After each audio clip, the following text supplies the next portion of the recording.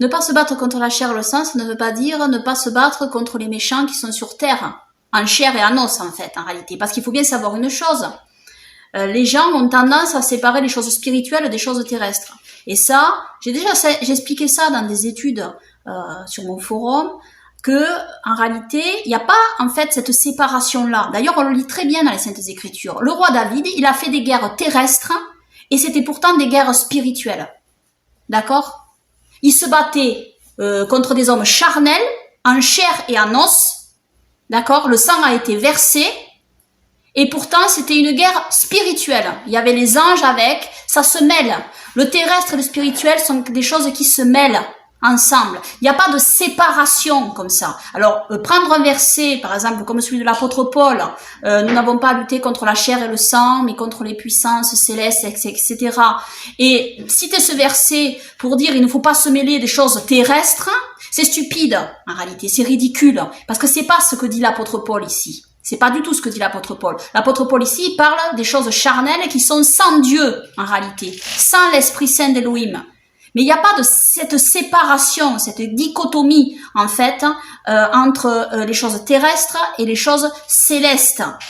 C'est pas vrai, ça. Dieu se mêle des choses terrestres, sans arrêt tout le temps. Nous sommes sur terre, nous sommes des êtres de chair et de sang, et nous sommes aussi des êtres spirituels.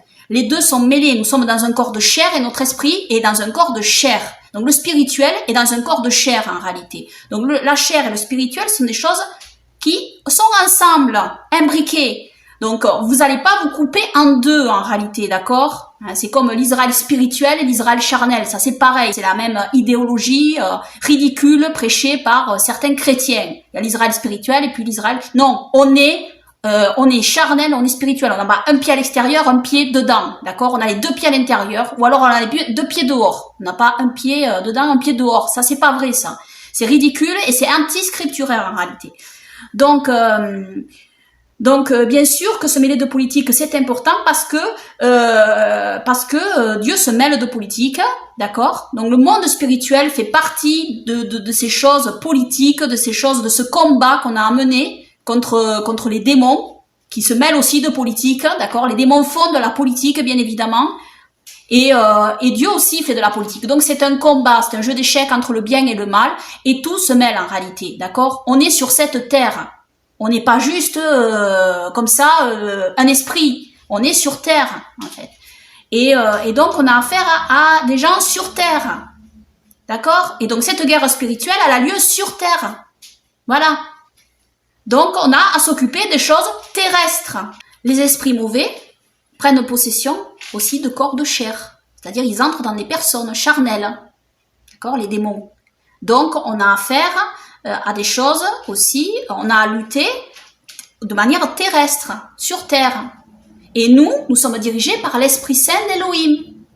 Donc, comme j'ai dit, les deux sont liés en réalité. On n'a pas à séparer. Et prendre le verset de l'apôtre Paul, ce verset de l'apôtre Paul que j'ai cité, ainsi, c'est le prendre hors contexte en réalité. C'est pas ce que l'apôtre Paul dit. L'apôtre Paul, il parle de s'occuper, en fait, on n'a pas à lutter contre la chair et le sang, c'est-à-dire, il veut expliquer par là que justement, le spirituel est là, toujours derrière en réalité.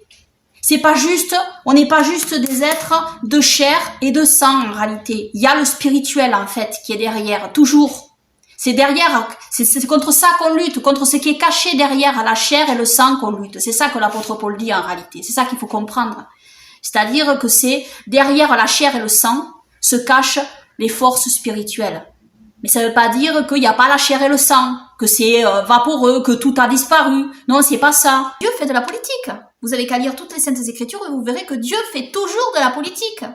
Combien de fois nous voyons dans les Saintes Écritures que Dieu a utilisé des rois et des reines pour accomplir son dessein, pour son peuple. On a l'histoire de Joseph, qui est devenu premier ministre d'Égypte. Et il y a, par exemple, Daniel aussi. Il a été un rang très élevé. Dieu se mêle de politique.